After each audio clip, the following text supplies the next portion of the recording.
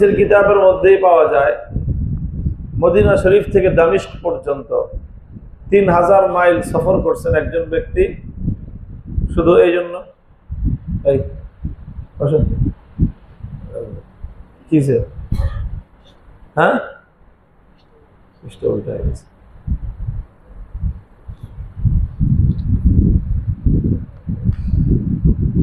তো মদিনা থেকে দামিস্ক পর্যন্ত দীর্ঘ সফর করছেন একজন মানুষ। কেন? যে দামিস্কে একজন ব্যক্তি আছেন, একজন সাহাবী আছেন, সেই সাহাবীর কাছে একটা হাদিস আছে, সেই হাদিসটা শিক্ষা করার জন্য মদিনা থেকে দামিস্ক পর্যন্ত সফর করেছেন। বাস হাদিসটা শোনা শেষ, শেখা শেষ, তিনি আবার দামিস্ক থেকে আবার মদিনায় সফর করে ফিরে আসছেন। এরকম ছিল সেই যুগ। ইমাম বুখারী রাহমাতুল্লাহ আলাইহির যখন সুনাম সুখ্যাতি চারিদিকে ছড়িয়ে পড়ল, সারা দুনিয়ার মিন আকতারিল আলম, দুনিয়ার বিভিন্ন প্রান্ত থেকে যারা হাদিস শিক্ষার্থী, তারা হাদিস শিখার জন্য, হাদিস পড়ার জন্য ইমাম বুখারী রাহমাতুল্লাহ আলাইহির শহরে, ওনার এলাকায় বুখারায় তারা সফর করতেন। আর প্রচুর মানুষ ওনার কাছ থেকে এরকম সরাসরি বুখারী শরীফ পড়তেন। 90,000 ছাত্র ওনার বুখারী শরীফের সরাসরি। তো সেই যুগের যে শাসক ছিলেন, সেই যুগের শাসকরাও তারা খারাপ হইলেও আমাদের যুগের যারা ভালো, তাদের চেয়ে ভালো হয়েছে। তো সেই শাসক, তার 2 ছেলে, তার ছেলেরাও হাদিস পড়বে বুখারী শরীফের, ইমাম বুখারীর কাছে। বর্ণনা 2 রকম আছে। কোন কোন বর্ণনার শাসক নিজেই ইমাম বুখারীর কাছে বুখারী শরীফ পড়তে চাইছেন, যে বুখারী শরীফের সনদ তিনি হাসিল করবেন। ইমাম বুখারীর কাছে খবর পাঠাইছেন এলাকার শাসক, যে গভর্নর আর কি, শাসক মানে ওই সময় ওয়ালি হতো।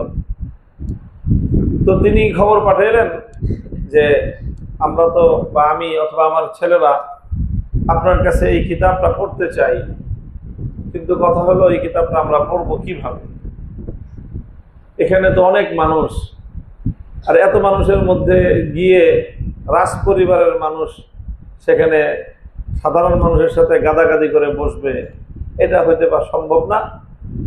এই জন্য আপনি এক কাজ করবেন, আপনি প্রতিদিন রাজমহলে এসে, গভর্নর হাউসে এসে কিছু সময় পড়ায় দিয়ে যাবেন, অর্থাৎ টিউশনি করবেন। এই হলো প্রস্তাব। ইমাম বুখারী রাহমাতুল্লাহ আলাইহি জবাব দিয়ে দিলেন পরিষ্কার করে যে ইন্নী লা উযিল্লুল ইলম ওয়া লা আহমিলুহু ইলা বাবিল উমারা। যে দেখেন, যদি আপনাকে ইলম হাসিল করতে হয়, তাহলে ইলম আপনার বাড়িতে যাবে না, আপনাকে ইলমের বাড়িতে আসতে হবে। সমস্ত মানুষ যেইভাবে পড়ে সেইভাবে এসে আমার সামনে হাঁটু গেড়ে বসবেন। আমি ওস্তাদ হিসাবে আমি বসবো, ছাত্র হিসাবে আমার সামনে বসবেন। অন্যরা যেইভাবে পড়ে, আপনার ছেলে, গভর্নরের ছেলে, ওইভাবেই পড়তে হবে। এইভাবে যদি পড়তে মনে চায় আসেন।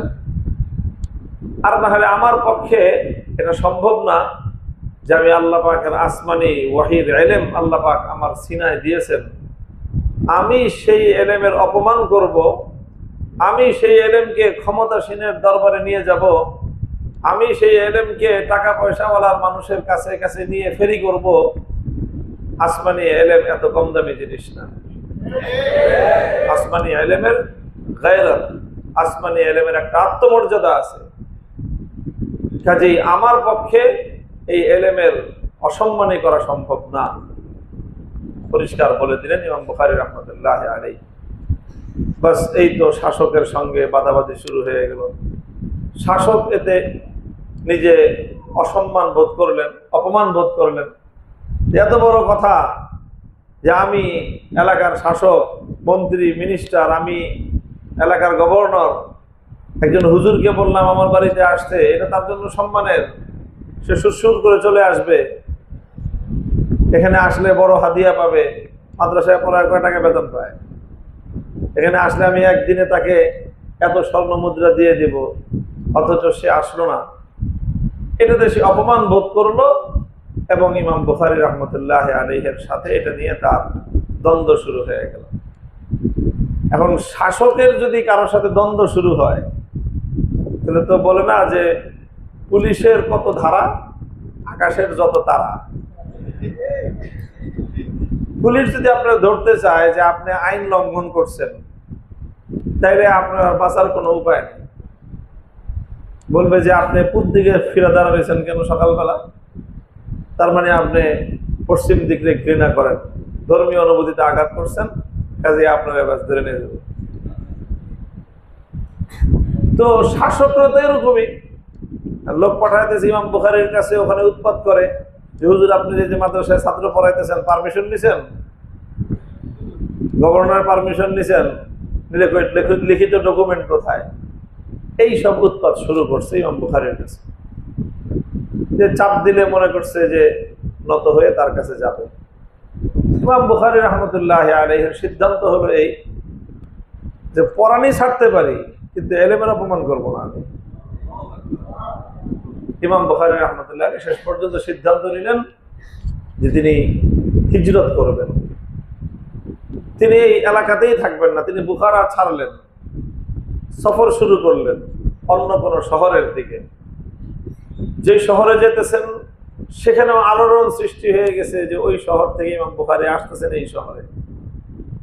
তো নতুন যেই শহরে যাবেন সেই শহরের যে শাসক, সেও চিন্তা করতেছে যে এই হুজুরের যে জনপ্রিয়তা, এই লোক আবার আমার এলাকায় আসলে দেখা যাবে যে আবার আমার ক্ষমতার গদি নিয়ে টান্না দেয়।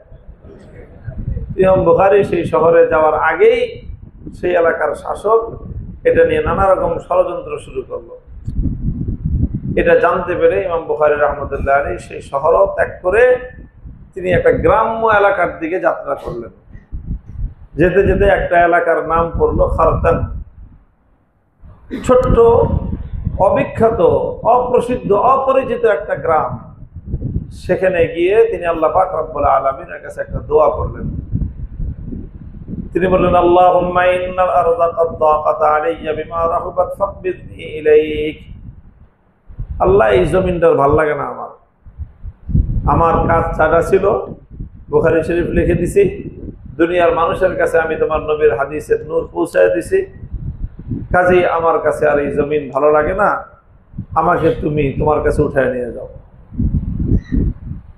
ইমাম বুখারী রাহমাতুল্লাহ আলাইহি এক অখ্যাত গ্রামে এইভাবে আল্লাহ পাক রব্বুল আলামিনের কাছে দোয়া করছেন, আল্লাহ পাক তার দোয়া কবুল করছেন এবং তার ইন্তেকাল হয়ে গেছে।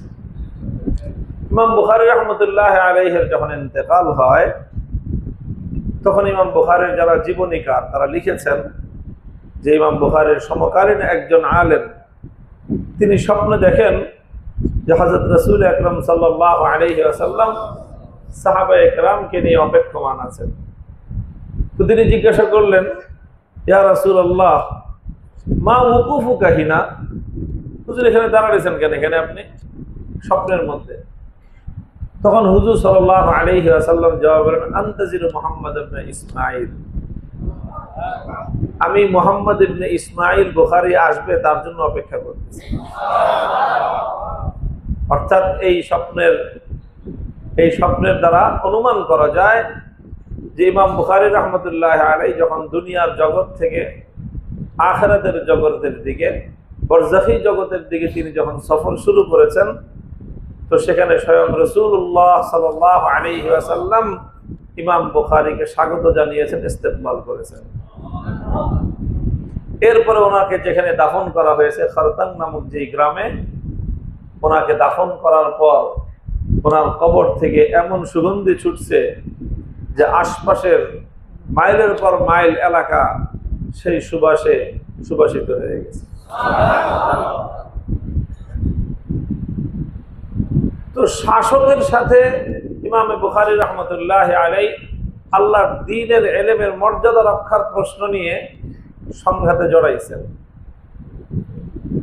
আমরা অনেকে মনে করি যে শাসকদের সাথে বাদানুবাদে জড়ানো এটা বুজুর্গদের কাজ না। হ্যাঁ, শাসকদের সাথে বাদানুবাদে জড়ানো বুজুর্গ